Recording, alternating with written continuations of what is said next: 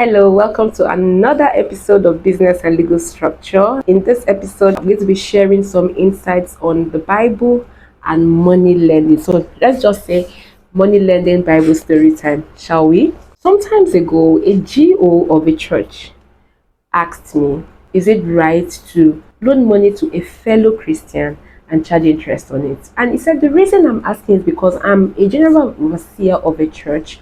I run a money lending business and people come to me for financial assistance. I loan them this money and I charge interest on it. And because of this, they are not able to pay back. Some of them have left the church and it has caused one or two issues. Some people are even saying, pastor that is giving church member money and charging interest on it. And then he drew my attention to Deuteronomy chapter 23, 19 to 20, where the Bible talks about borrowing money to people of the same faith in the same community and charging interest on it. Interestingly, that week that this GO asked me this question, a church member doing Sunday school said, I see you talk about money lending a lot on Facebook, but I'm asking you, is it right? Is it okay for a Christian to give out loan to a fellow Christian, then charge interest on it? And then it dawned on me that, a lot of people are on this table. So let us get some clarification. I am a Christian. I know God. I love God. And I think to an extent, I know few of his principles. So I'm not a pagan and I'm not talking as one. Now that that is out of the way, let's take a very good look at Deuteronomy chapter 23, 19 to 20. Now, I'm not going to be reading all of that because this video is short. But don't just concentrate on the 19 to 20. Start reading from verse 1 to the end. And then you will discover that as at that time, the man of God gave a directive so that there can be communal balance. Everybody would be on the same level. He didn't just say do not loan money. He talked about food. He talked about every other thing. So let us now bring it into our modern day Christianity and business. Before somebody will say, oh, you're saying that is holding this, so tithe and offering come. I'm not your pastor that will talk about tithe and offering. The truth of the matter is a lot of we Christians have not been able to differentiate ministry and business. So we mix ministry and business together. Let me give a typical example. Somebody walks up to you after service and say, sir, I and my household do not have anything to eat. Can you please be of help to us? And you give the person 50,000. You have just done almsgiving or charity. You have helped a brother. The Bible in that circumstance is saying somebody comes to you for help. The person says, give me. I don't have. And you now give. You now charge interest on it.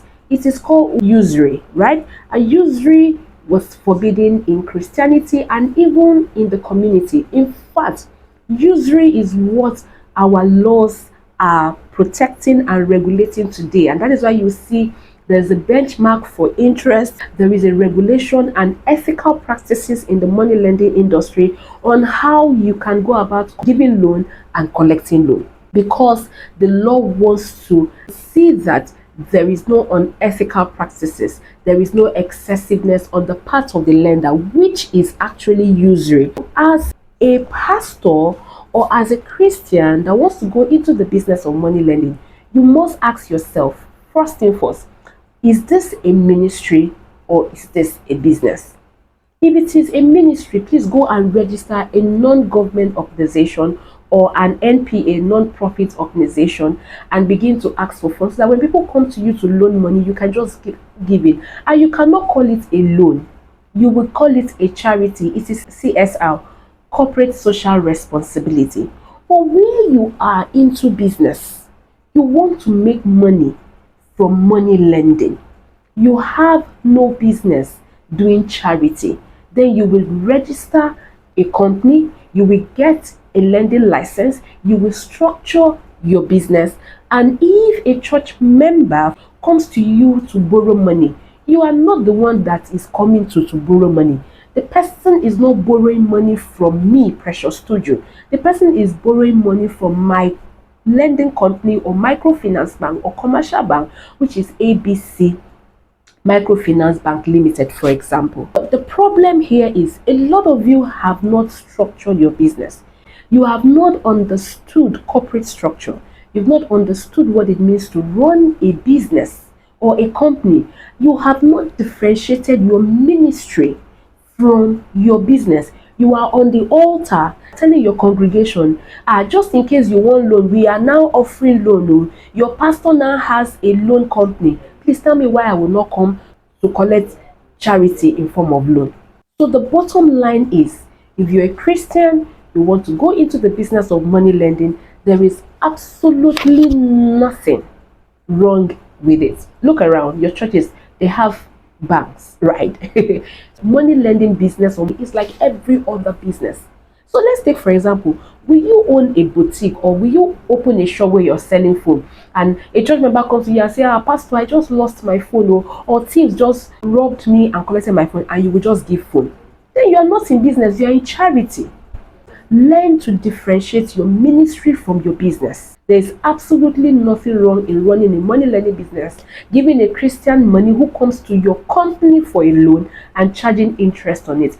And if I may add, learn to direct your church members who comes to you for a loan to the staff that are actually in charge of giving and disbursing loan. So I hope that with these few points of mine, I have been able to convince you 101% that running a money lending business as a Christian, giving and fellow Christian money and charging interest on it, has nothing to do with your Christian faith. It's not against the principles of God. It is not contrary to the word of God, because there's a difference between ministry and company. There's a difference between charity and running a business.